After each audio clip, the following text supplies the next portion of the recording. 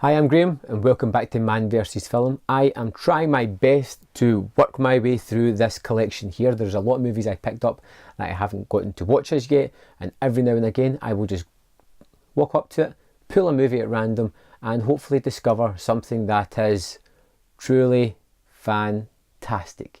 The Night of the Hunter. It's been in my collection for a year or so. It's one that I've been meaning to get to.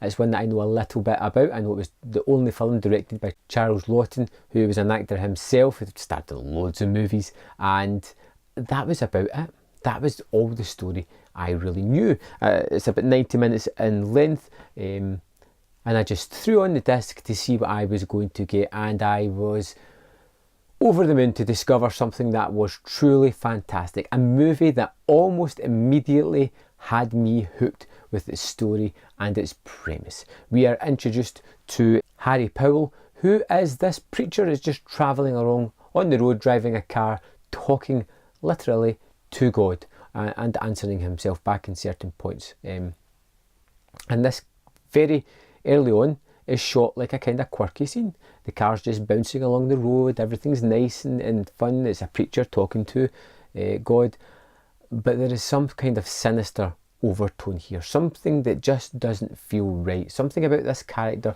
that already has me on edge, and it's quite rightly so, because in the movie to come he is a deplorable, despicable human being that is only after money, and human life is nothing to this person.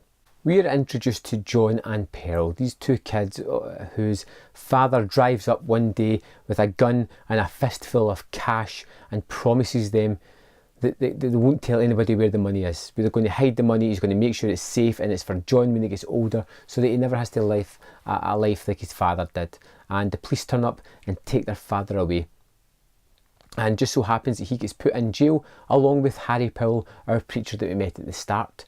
And by talking in his sleep, Harry starts to realise that this guy has a lot of money and he's got it hidden and people don't know where it is.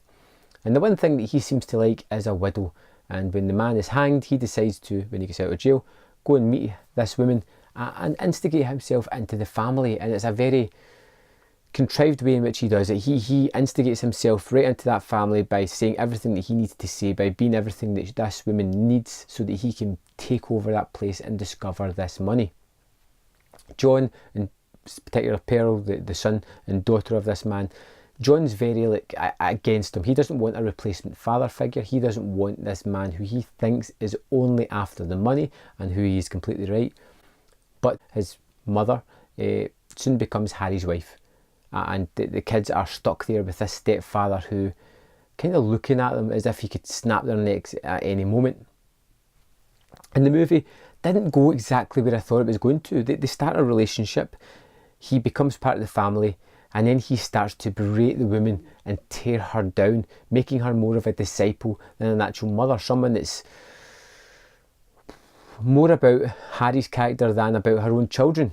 And at some point Harry decides it's time for this woman to go and takes her out and has to have the kids, and this is where he's going to get the money. And the kids go on the run and he's chasing them just forever, trying to get this cash back. I've touched on some brief points there, but there's a lot more to this movie, a lot more that just makes it fantastic.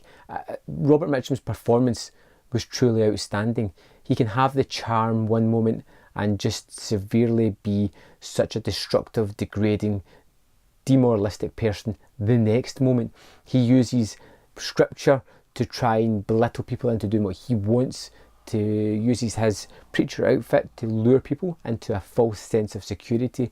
But this is, as the movie says at the start, this character is a wolf in sheep's clothing. He is a deplorable character. There is no rehabilitation for this man. He is just evil. On his hands he has love and hate, and you can tell which one he favours. Either of the hands still bring death. One of the things that really grabbed me about this movie was the look of it. It has an almost kind of expressionistic feel to it, with these really strangely lit and set up shots. Some of it looks not real. You know, it plays a lot with shadows, with silhouettes. It plays a lot with really nice photography. it just works and it looks amazing, whether it be tracking shots, static shots, or how the camera moves round about houses. It just looks different and ahead of its time in filmmaking sensibilities. A lot of the things I noticed here were things that I've recently seen done in newer movies, and this movie was done 60 years ago and probably does it better as well. It revels in having these stunning images of light and dark playing together, which is a nice juxtaposition to a lot of the story as well. You know how it is about good and evil, and this it does it in just almost every frame as well, especially when Harry's there within the frame, kind of loitering about or just being menacing by doing nothing but singing hymns, which happens a lot throughout the movie.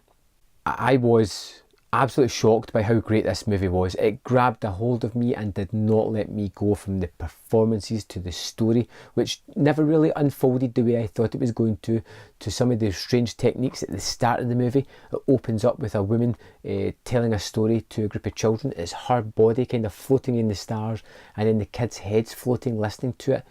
It's just different. It's something far more advanced than the time it came out. And this was the only movie that Charles Laughton did, which is a real shame because it was panned when it came out. But I think looking at it now, it's a masterpiece of movie making. It's so just confident about itself while tackling new subjects and dark subjects as well. Now, the one comment I did have somebody say when I said I was watching this was that they didn't like the ending because it was a little bit too cheery.